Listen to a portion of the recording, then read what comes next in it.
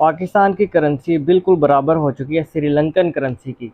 एक वक्त था जब 1 रुपया पाकिस्तानी कई 100 गुना ज़्यादा था श्रीलंकन करेंसी से।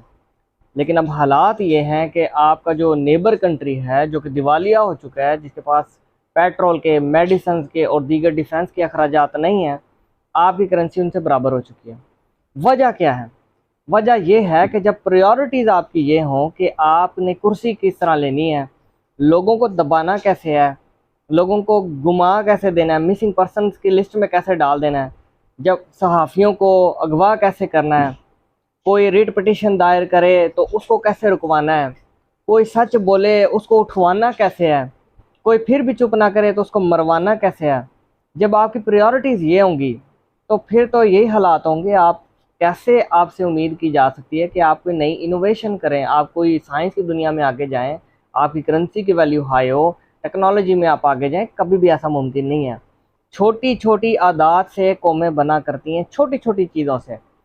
आप इतनी ही एक चीज़ की ऑब्जर्वेशन कर लीजिएगा कि जब आप वेस्टर्न कंट्रीज़ में कदम रखते हैं तो वहाँ पे फ़िज़ा चेंज क्यों महसूस होती है? सफाई, सफाई पे गौर करें। छोटी सी चीज़ है। अब बेशक ये आदत उनकी बन चुकी है, लेकिन आदत बनवाई है स्टेट ने डंडा ऊपर रखा है तो उनसे आदत बनवाई है, और जो इसको ओबे नहीं करता तो वो जुर्माना करते हैं।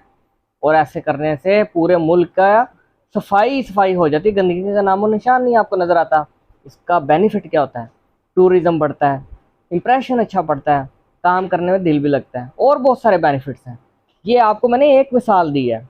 लेकिन जब प्रायोरिटीज़ आपकी ये हों कि जनाब वज़ीर आज़म साहब कैसे तैसे, या कोई चीफ मिनिस्टर लगना है, या कोई और MNA का इलेक्शन मार दाड़ करके आपने वो हासिल करना है, तो फिर जनाब इंफ्रास्ट्रक्चर तो टूटा हुआ ही नज़र आएगा, बिल्डिंग्स आपको टूटी फूटी नज़र आएंगी, सड़कों पे खड्डे ही नज़र आएंगे, पाइप आपके पानी वाले टूटे हुए ही होंगे, पानी जो पीने का उसमें सीवरेज का पानी मिक्स होके आएगा, बिजली आपकी पूरी नहीं होगी। ये सारी चीज़ें प्रायोरिटीज़ की बात है।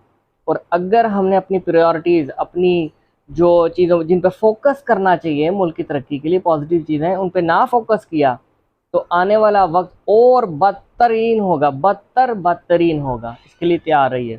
शुक्रिया।